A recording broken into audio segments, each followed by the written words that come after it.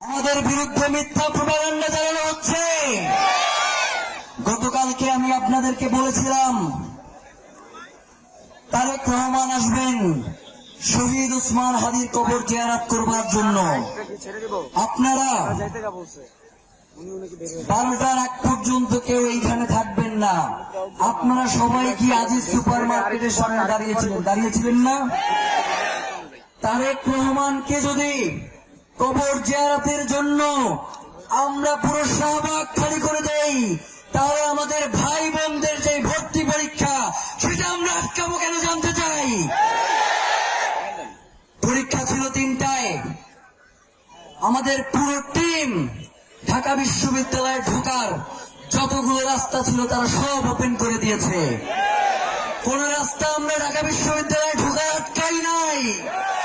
এরপরেও যারা আমাদের এর জন্য দায়ী করতে চান, আমরা মনে করি তো হাদি ইস্যু থেকে আপনারা ঘটনা অন্যদিকে প্রবাহিত করার চেষ্টা করছেন। আপনারা কোনোভাবেই চাচ্ছেন না হাদি হত্যার বিচার হোক। নয়তো একটা ন্যায্য দাবি নিয়ে এখানে উপস্থিত হয়েছে মানুষ, তারা রাস্তা ছেড়ে দিচ্ছে, একটা অ্যাম্বুলেন্সও আটকা পড়তেছে না। ভর্তি পরীক্ষার্থীরা উল্টো তারা ভর্তি পরীক্ষা দিয়ে এসে এখানে আজকে হাদি হত্যার বিচারের জন্য অবস্থান করতেছে।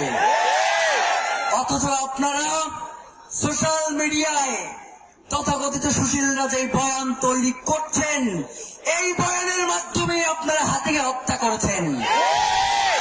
সুতরাং কোন ধরনের প্রপাগান্ডা, কোন ধরনের মিথ্যা কথা দিয়ে হাদিকে নাই করে দেওয়া যাবে না। হাদি ছিল, হাদি আছে, হাদি থাকবে ইনশাআল্লাহ।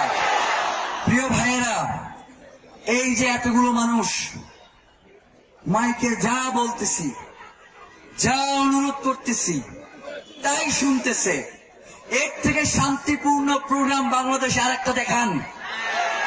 নেতার পাশে দাঁড়ানোর জন্য মঞ্চ ভাঙ্গা পড়ে, নেতার পাশে দাঁড়ানোর জন্য জানাজা এবং দাফনে পরবর্তী কবর জিয়ারতেও ধাক্কাধাক্কির কারণে নেতা পিছনে পড়ে যায়।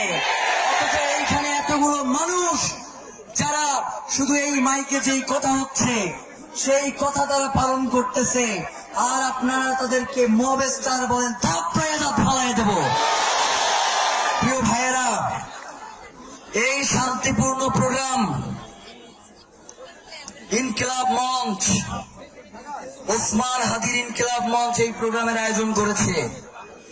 এইখানে কোন বিশৃঙ্খল জনতা নাই, এইখানে বাংলাদেশের স্বাধীনতাকামী শান্তিপ্রিয় জনতা অবস্থান নিয়েছে।